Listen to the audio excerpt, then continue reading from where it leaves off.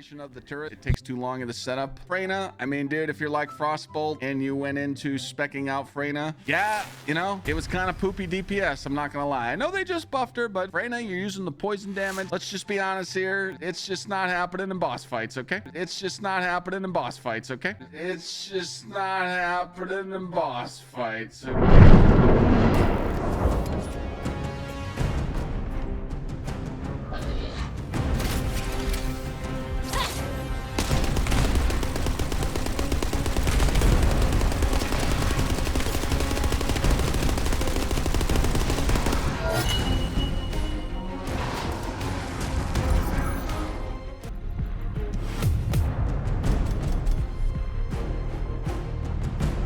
It's just not happening in boss fights, okay?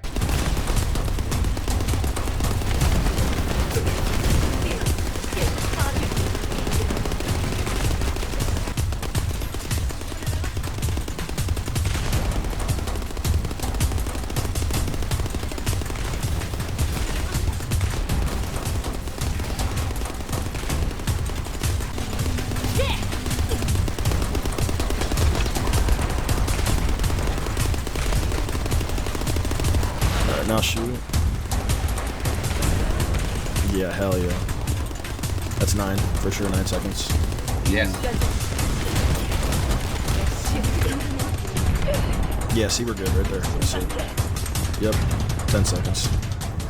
It was kind of poopy DPS, I'm not gonna lie. Alright guys, Magic IQ here, and today, as you guys can see, we're doing a final Freyna update. But I just want to let you guys know, don't show any hate to Clyde, you know. As a matter of fact, show him some love. Go ahead and give him a sub over on YouTube as well. But I just wanted to make that kind of intro, kind of as a funny way to show that people really do underestimate this character, and she is extremely strong. But without further ado, man, let's get into the small build updates that we did to finally min-max her. And we still have a little bit more to do in the future, as explained in the build breakdown coming right now. Yo, what up guys, Magic IQ here, coming back for a final update on Freyna. I swear I say that every video, but now officially I'm pretty sure this is going to be the last one. The only thing that will change from this point on will be that I will upgrade my Secret Garden to max, but we're going to get into that in a second. So for the final update guys, I just want to let you know, whether you have a general rounds or special rounds mounting, this new best in slot reactor is what we're going to be going for. Tech and toxic skill power boost up top, with additional skill attack when attacking Colossus, as well as skill critical hit damage on the bottom. The reason that is best in slot is, as you guys saw, obviously, the damage numbers are just way higher, and it affects our non-crit bullets by only about 3k per, but our crit bullets hit for about 40 to 50k harder, so it's way worth it in my personal opinion, especially because even though it only is 16% crit rate, we do crit rather often. As you guys see from those times, those are the best times I've posted, the best times I've seen with this character, and I think the best times on YouTube with Freyna. And obviously something changed between switching reactors. The only time you want to go back to our original reactor, which is going to be the toxic and additional skill attack when attacking Colossus, or a tech skill power boost in place of toxic, is going to be when you're fighting bosses like Dead Bride or Devour, is because you're going to need a general rounds mounting there until you are able to get a skill critical hit damage and attack versus Colossus mounting that is also general rounds, because we're going to need Firing Fiesta for those two bosses. The difference with our Secret Garden setup for special rounds mountings is we're going to have sharp precision shot. This is very good. You can also go ahead and put sharp precision shot on a general rounds mounting as well. I just prefer the Secret Garden because once we have 4 other Secret Gardens to pair with this and go ahead and boost it up, we're going to be able to trigger the special effect of the Secret Garden for our 3 skill, which is going to be Pest Control. Now unfortunately this does not transfer to our weapon, but what it's going to do is after we fire off our 1, we're going to be able to get more skill power with our 3, and those crits are going to hit harder, and it's going to allow us to get a little bit more time saved out of this build, especially when solo, and obviously do a lot more damage in a group, because you're going to fire off your 1 before the boss spawns in, fire off your 3 right as he's about to become damageable, and switch to your weapon all simultaneously. But make sure you switch to your tech weapon last when you guys are able to actually take advantage of Pest Control, because what it's going to do is apply Pest Control to that 3 skill when it hits the target, and since it's not neurotoxin, it's not going to conflict with our ticks from our weapon. They're just going to stack on top of each other, and what that's going to do is give us immense tick damage, immense crits, crazy damage here out of the weapon and the skills. Okay, so I highly recommend you guys pick up a Secret Garden mounting.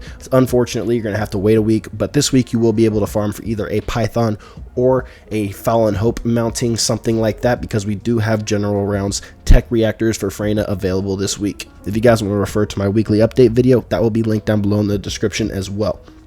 But as far as the Descendant modules, nothing has changed here. As you guys see, the exact same build. You guys can take a look at our stats here. Everything's the same. The only difference is the weapon and the reactor. The external components also have not changed. But I wanted to make this update because a lot of people have been asking me about the build, about any updates I've made to the build, and I figured it was due for a video. Also, I want to let you guys know, unfortunately, you have to have every piece finished. You guys cannot half-ass this build. It's not something like Lepic where you can just half invest into it and then it's done and you're doing a bunch of damage. It's not that brain dead. Unfortunately, you have to actually finish everything and complete the entire investment. You need every single Slayer set. You need every single piece of the Slayer external component set. You need your reactor to at least be toxic or tech and attack versus Colossus, or attack versus Colossus and crit damage. You need any of those roles, and you need either a general rounds mounting or some kind of mounting that matches your weapon, so you can run either sharp precision shot or a general rounds mounting to run firing fiesta. This is mandatory, otherwise you're not going to get the damage out of the build you're expecting. So if you don't finish maxing out your Descendant modules, that's also going to be another thing. The one thing you can do to guarantee you get a solo boss kill without full investment is do what we used to do in V1 through 3, which is kill the boss with the which is do damage with the 4 skill, then immediately jump off the map or find a way to die, reset, and then apply damage again.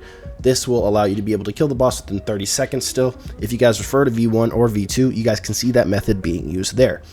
Unfortunately, this is no longer the best method, and fortunately we were able to figure out a way to one-clip the boss, and now we're doing 8 seconds on Executioner, which is insane. 10 seconds on Pyro Solo also is amazing, and Luna buffs the damage so that we're able to kill every boss in the game under 10 seconds. Absolutely insane. Definitely need to use this group composition with this character. Unfortunately, a lot of other content creators have written this character off, either because they're not trying to do the investment on the character or actually look into how she works and figure out how to get the most damage out of her, or they're just stuck in their ways of Lepic and other bossing characters. I think Freyna has a lot of potential here, and if we get any new bosses in the future that are weak to poison or at least neutral, we will be able to do immense damage and great times with this character. Definitely worth the investment coming from me, and I use a lot of characters in this game. New Glay and Bunny builds coming soon. I'll see you guys in the next one. It's been Magic Guy Q, and I'm out. Peace.